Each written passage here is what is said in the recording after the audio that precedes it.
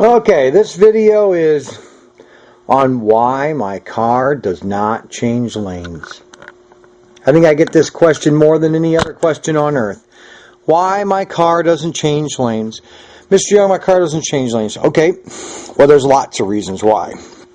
One of the biggest is this little resistor. This thing needs to move up and down freely. Sometimes that resistor can get like that and it won't move up and down. That's one reason. Next reason is chip might be bad. Easiest way to see if your chip is good, put it on the track and go like this. See that what happened to that wire was just touching over top of that. See how that's going up and down? That's how it should be. It should go up and down. See that? Up and down. There. Okay? Now, another reason is your guide pin. Now, these are key reasons, the guide pin. If these brushes are bound in any way, like this, okay, the key to the digital system, SCX Digital, is this little guide pin coming down. That guide pin has to come far enough down to catch the groove in the track over here, okay? There's a little groove in the track. It has to catch that groove. If this guide pin does not come down far enough, your car is never going to change lanes, okay? And if these brushes are bound up like this to where your car can't sit in the track deep enough, that guide pin's not going to go down far enough, okay? You got to make sure your brushes are flat so that they're straight, but also that they're angled correct enough so they're going to make good contact, but not too much that your car is not going to change lanes, okay? Just like that. Another reason is, I mean, we make thousands of these guide pins at the same time, all right? So they're not a high precision toy, okay?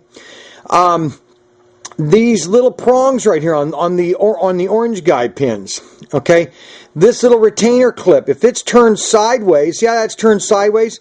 That can catch way down in there, especially if this is, and your guide pin won't go back up. That will cause the car to change lanes all the time. So you have to rotate that collar ring so it's pointed downward, so that when it goes down, it's going to spring back up. See that? Like that. Boom, boom, easy.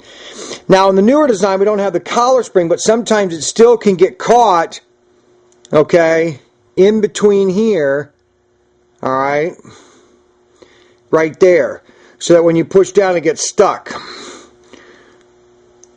okay. Again, these, if you keep your maintenance on your braids, keep them cleaned, okay, you'll have a lot better luck with lane changing, and your car will change lanes a lot better off. But if you don't want to take your car apart, which some people still insist that if I buy this right out of the box, it should just work right out of the box, and 99% of the time it does.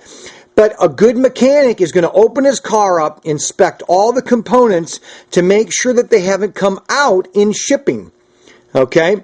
Your motor mount could have popped out like this. One of your tires could have come undone. Okay, and be dislodged inside there, or it might be laying off. Okay, these are all things you should do as a pre-inspection, so that when you put your car in the track, boom, lane changing, everything works. This car is going to work all the time and change lanes. Okay, so that's basically on the guide pin and how to test for lane changing. Yeah, I mean, it's right here. It's in these guide pins. Sometimes you might have a guide pin. If you have a bad guide pin, you know, send me an email. I'll send you a free one if it's defective, okay? But it's normally right there in the pinchers. That's where it gets stuck. It won't move up and down the car freely, and it just becomes a nuisance. All right, bye-bye, guys.